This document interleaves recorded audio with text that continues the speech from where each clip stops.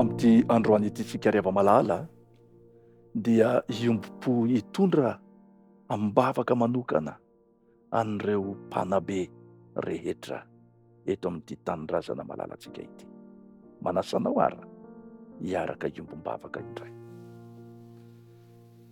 Andriamanitra ray tsara sy masina indrindra izay any an-danitra eo, mbola tsy mitsahatra ny misaotra anao zahay,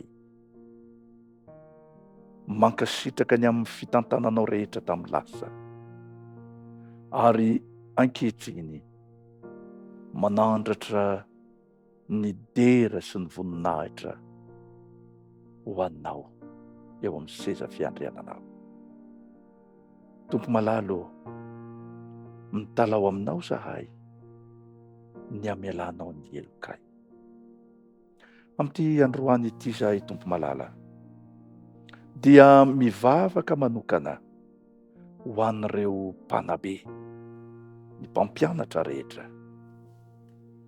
Miatrika taom-pianarana vaovao ihany koa izy ireo tahaka ny mpianatra. Mangataka anao omeo azy ireo ny fahasalamana tanteraka, azahoan'izy ireo mamita izany adidy masina izany.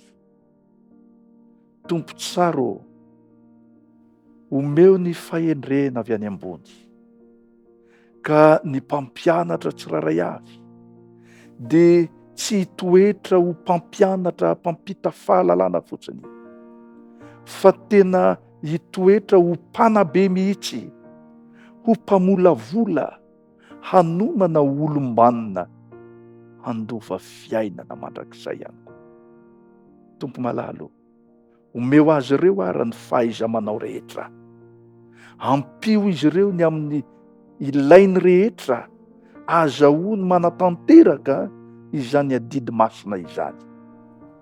Aoka Tompo malalo, tsy ho voavilivily na ho sembatsemban'ny hevitra hafa izy ireo eo am-pamitana izany andraikitra lehibe izany. Masina loatra ny fanabeazana, koa dia mitalao aminao zahay, omeo ho endry sy saina endry, fahalalana ampy sy mihoatra aza izy ireo, azahoany mampita sy mamolavola ireto zanaka malagasy eto amin'ity tanindrazana ity. Ambino izy ireo Tompo amin'izany adidy masina izany, ary ataovy mahatsapa fitahiana manokana, ka ho fifaliana ho azy ireo no manatanteraka izany fanompona masina izany. Amin'ny anaratsoanao Kristy no anonana izany vavaka izany, misaotra raha eo. Amen.